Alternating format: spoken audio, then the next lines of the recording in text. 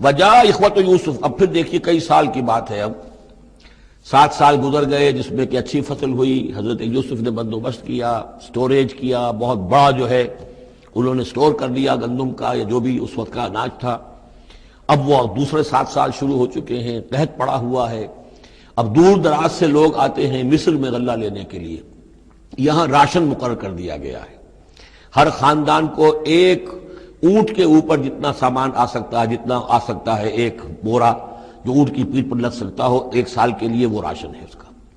تو لوگ آتے تھے باہر سے بھی، جو بھی قیمت دے سکتے تھے، جو کچھ ان کے پاس ہوتا تھا وہ دیتے تھے اور یہاں سے وہ راشن لے کر جاتے تھے۔ یہ نظام جو ہے وہاں چل پڑا ہے۔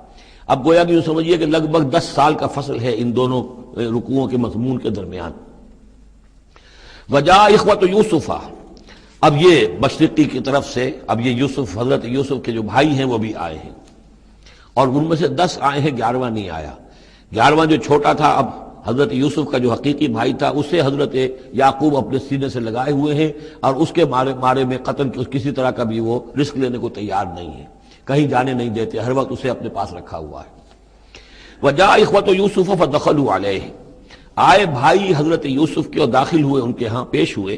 فعرفہم، اس نے تو پہچان لیا ان کو، وہم لہ منکرون، لیکن وہ اسے نہیں پہچان پائے۔ کیا اندازہ ہو سکتا تھا کہ یوسف ہے، عزیز مصر بنا بیٹھا ہے یہاں، جس کے دربار میں ہماری اب یہاں پیشی ہو رہی ہے۔